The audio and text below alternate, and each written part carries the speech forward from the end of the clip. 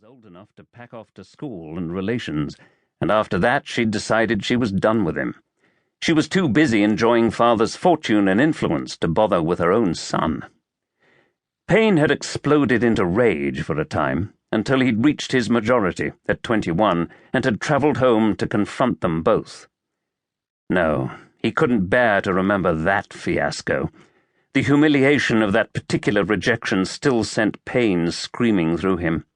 Eventually he would silence that, too. Then perhaps he'd find some peace at last. That is, if Mother would let him. He stared down at the letter, and his fingers tightened into fists. But she wouldn't.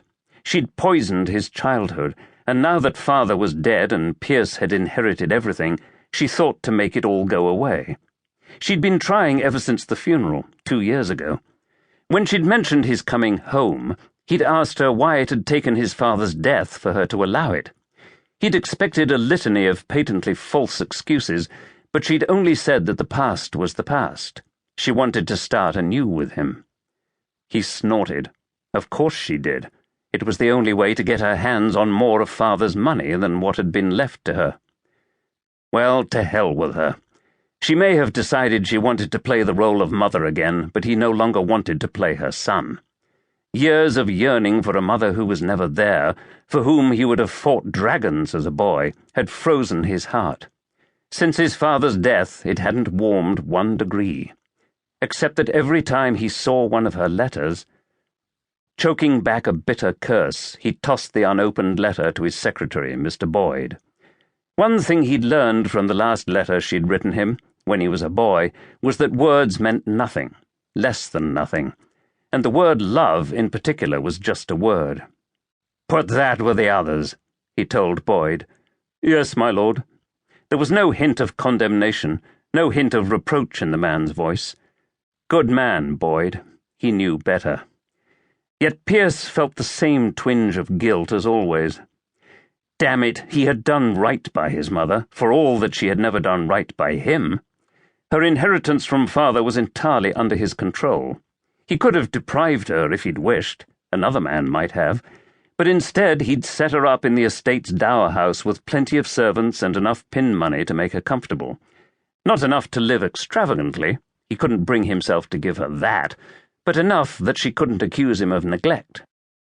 He'd even hired a companion for her, who by all accounts had proved perfect for the position. Not that he would know for himself, since he'd never seen the indomitable Mrs. Camilla Stuart in action, never seen her with his mother. He never saw Mother at all. He'd laid down the law from the first.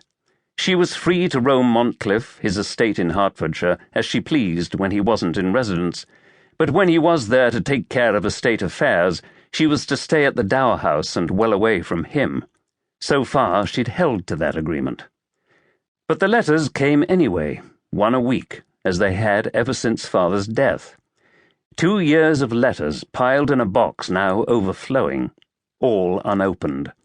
Because why should he read hers when she'd never answered a single one of his as a boy?